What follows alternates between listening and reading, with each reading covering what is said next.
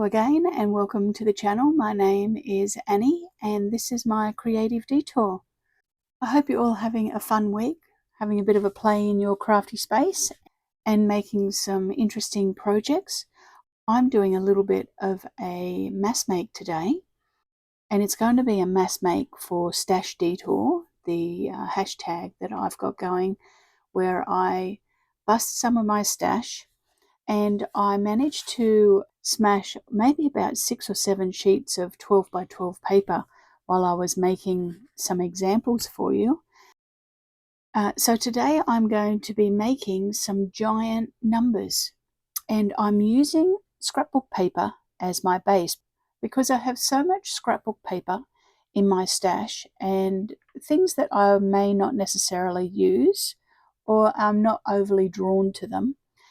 So out of some of those scrapbook papers, I decided I'm going to make giant numbers, and you can see here I've got some examples of some, but I've made about 24 or something like that, and then I've made about 20 blanks as well. So I've made close to 50, but not finished them all.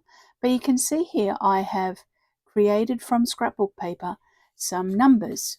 Now I will show them all at the end, but I've basically stamped on them. I've done some embossing or some texture paste on some. I've done some splatters. I've done some gesso.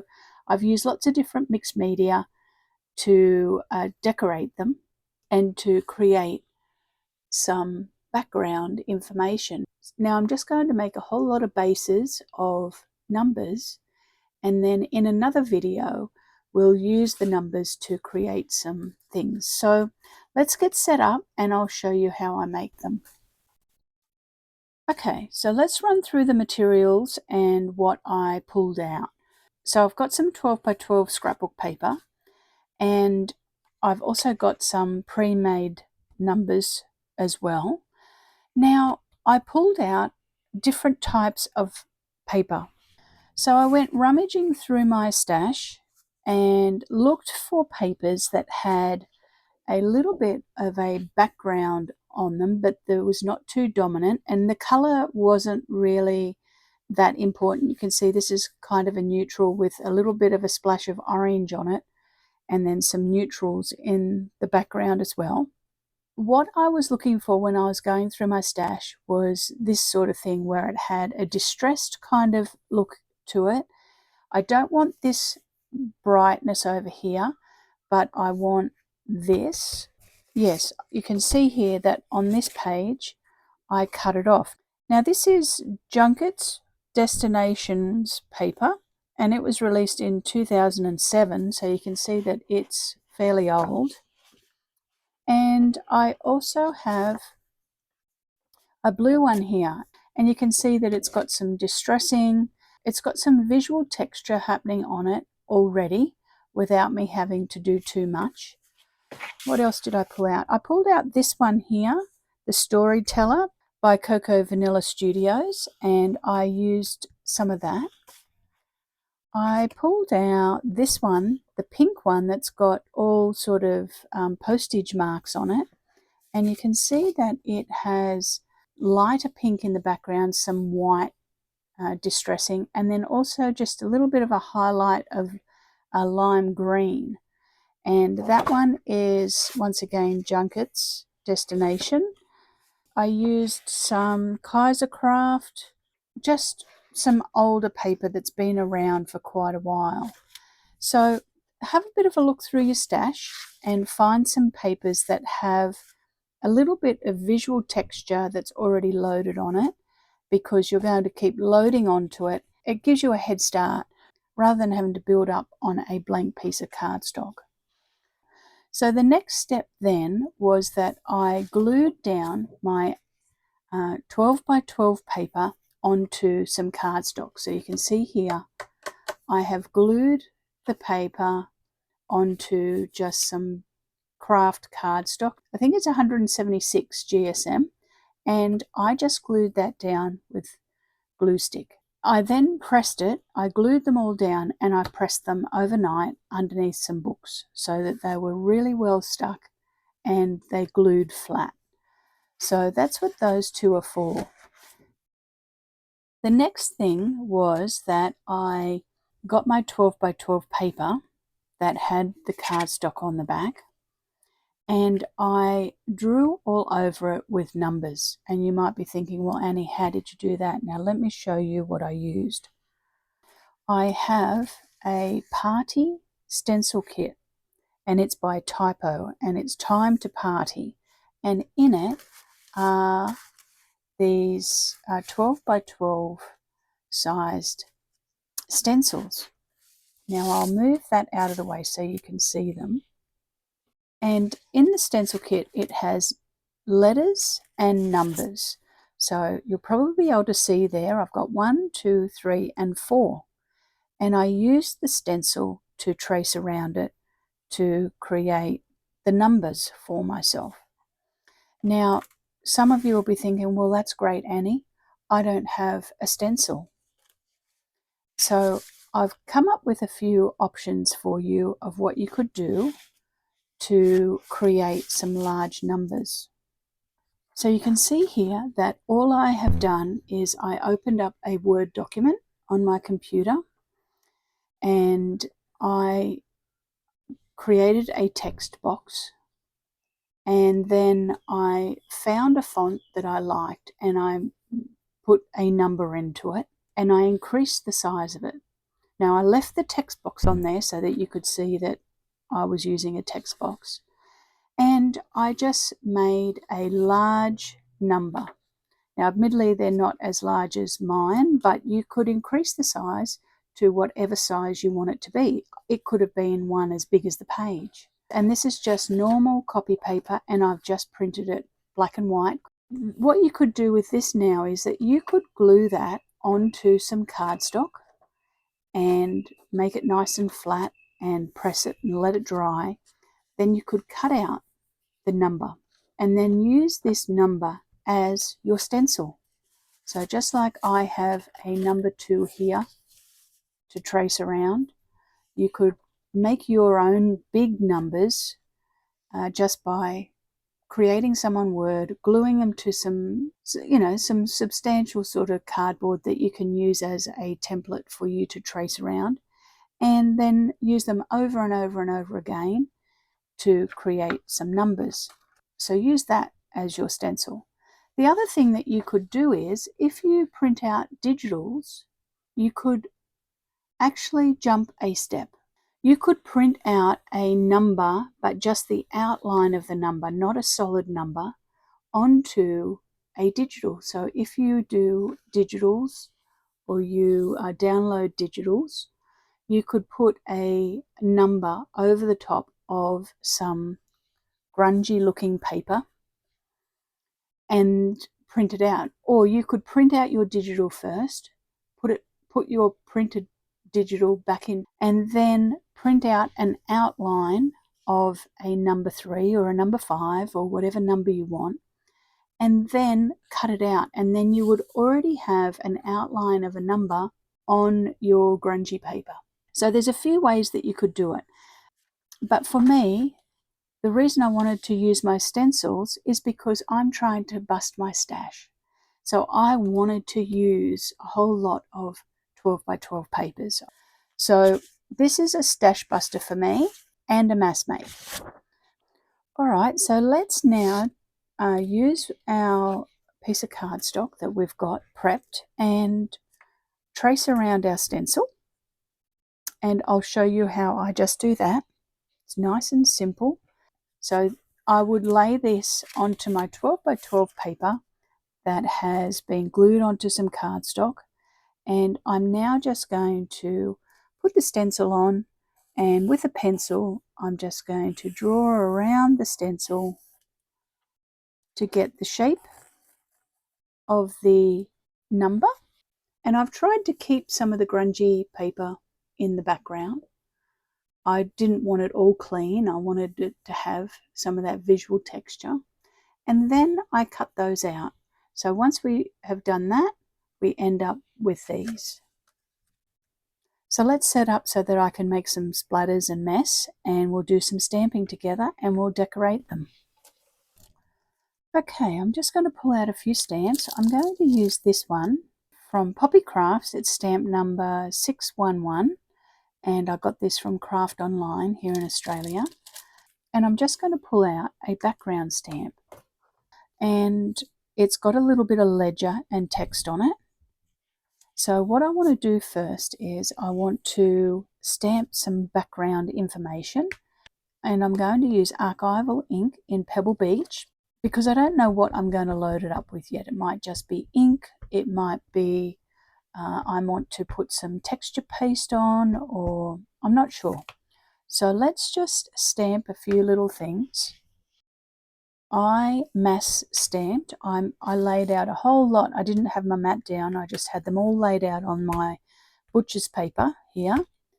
And I mass stamped a whole lot of things all at once. So it's great for a mass make because you can get lots done all in one go. Okay, so then what I want to do is I want to put some numbers on, and I also want to put on some circles. I think I'm going to go for circles on this one. So I've just pulled out a couple of circles, and I've pulled one out of Poppy Crafts 591 and a circle label out of 389. And I'm going to deepen the colour a little bit. I'm going to use Stays on Spice Chai just to add a little bit more depth.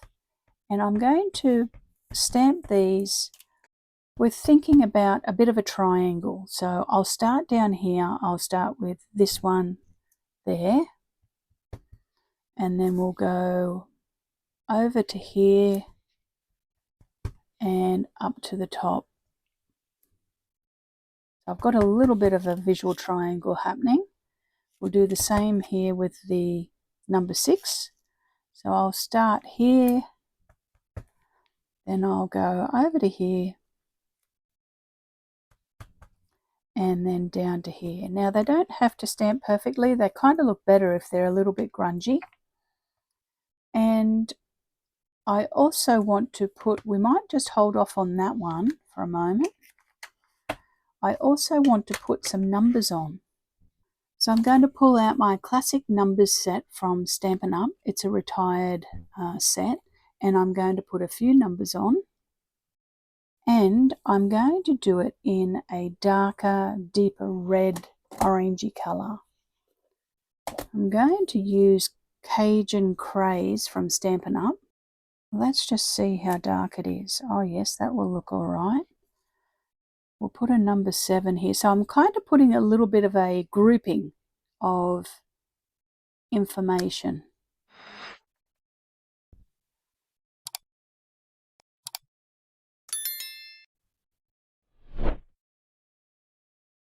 And I'm purposely stamping some of them off of the edge, not all of them, but some of them. And now I think what I'll do is I can see how dark that is.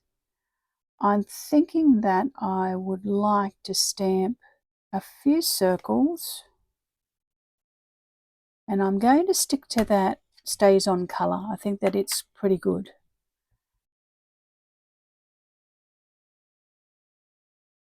So a nice quick project really, not difficult at all. Okay, that's looking good.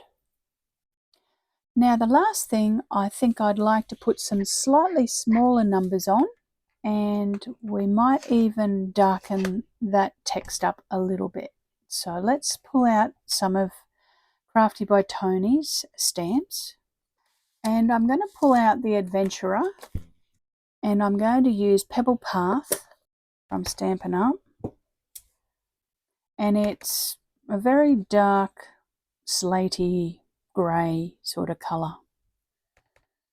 And I'm just going to run a few numbers now through some of those little groupings. There we go. I'll show you those. So nice and easy. and some fun playing with a few stamps. All right, let me clear this up a little bit, clean my stamps, and then we'll come back and we'll put some highlights on. I'm going to do a few splatters, but I'm also going to do some line work on it. Okay, I've just got out my drop sheet and it's just butcher's paper, and I'm going to do some line work, but I'm using Liquitex acrylic ink, and I'm just going, it's nearly empty actually, I need to go to Eckersley's and buy some more. I'm just going to drop a little bit onto my sheet and run my gift card through it.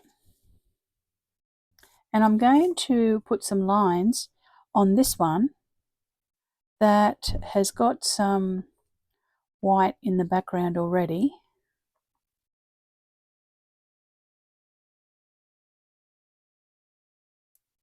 A few little crosshairs, and I'll just let that dry.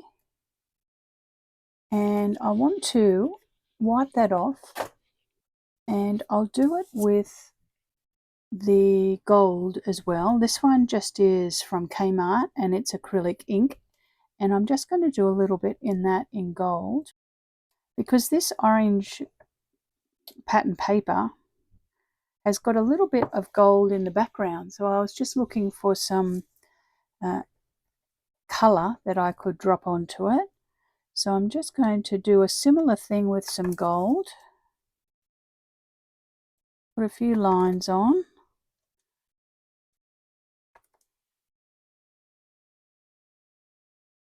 I've had so much fun doing these, just playing, not thinking too much. They've been so much fun, and I've got lots to show you actually. All right, I'm going to let that dry, but before I get rid of that white, I'm going to just do a few white splatters on both of them. Not too many though, I just want a few.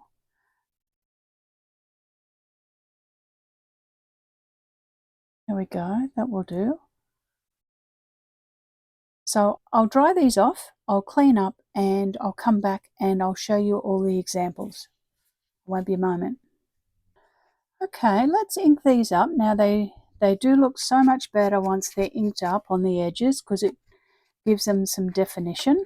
Could draw around the edge of them if you wanted to, or where I've put that white highlight line, you could do that with your sewing machine if you wanted to. You could stitch some, like some white highlights on with stitching. But they're super fun to make, and they don't take that long to make. The thing that takes the longest is cutting them all out. So if you've got really large letter dies or number dies, you could shorten the amount of time it takes by die cutting out some really big numbers. Or if you've got a scan and cut, which I don't have, you could do it like that. So there's our 64. Don't they look great? Now let's pull out all of the examples to show you. First of all, I'll show you the bases. So you can see that I have cut out quite a lot of numbers out of the scrapbook paper. They've all got cardstock glued onto the back, and I've got them all prepped and ready for me to stamp something on them depending on what style I want. Like I might decide that I want this to have flowers on it, or music notes, or something like that, depending on where I'm wanting to use them. These darker colours here I will emboss on them, so I'll probably stamp with Versamark and then do some heat embossing on them. These ones here are out of the other side of these ones, and I have got a few of those to do, and I quite liked how they turned out. And I've just got some florally sort of organic ones that I'll be able to put something on that has some sort of texture or like material. I might only do a small amount of stamping on this and then stitch on some fabric strips onto it or whatever, but you can use them as a fantastic base. So they're all the bases that I've done nothing with, but they're ready to go. And I think there's around about 22, something like that. And obviously I have this one now to throw into the mix once I cut that out. So let's lay out the ones that I've made. So we'll do all of the green ones. So we've got a variety of numbers. I didn't think about the numbers too much. I just picked numbers so that it was using the marking on the paper. I was trying to position whatever shaped number would grab the information on it. So like, for example, this was on the edge of the sheet.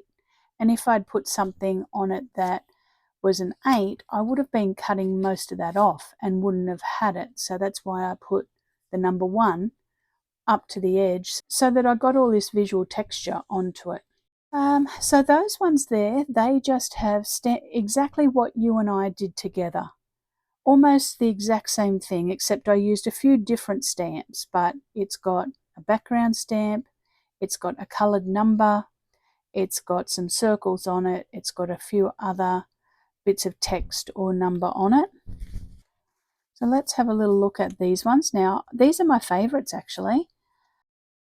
And I like the ombre effect, and I like how the white line works with that. I didn't do a crosshair with it, so I didn't do the vertical white line on these ones. I just kept it horizontal, and you can see that I have done some circles and some numbers. I kept the numbers in the background and made the circles in the foreground on this one.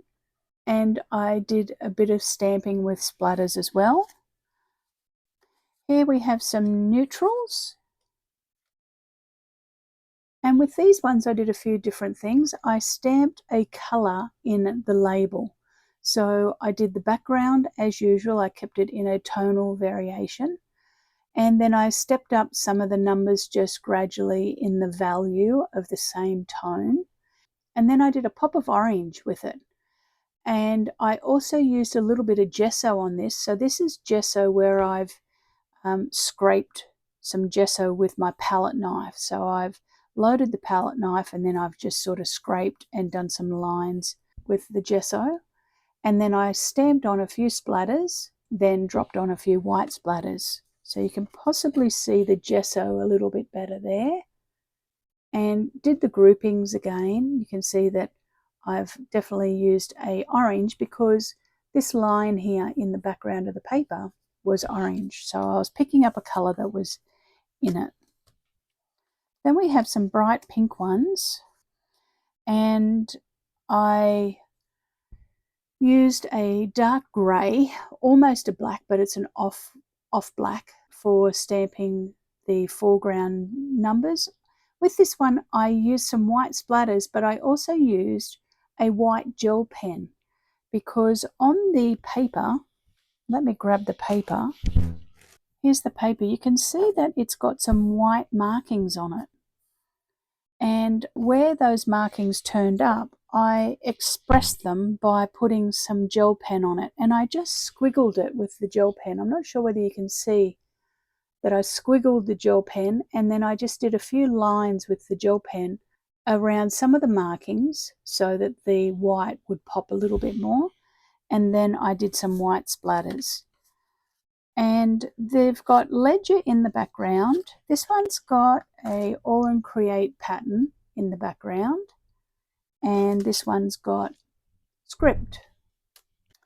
And then the last one I did was a reddy orangey background one. So let's have a look at those.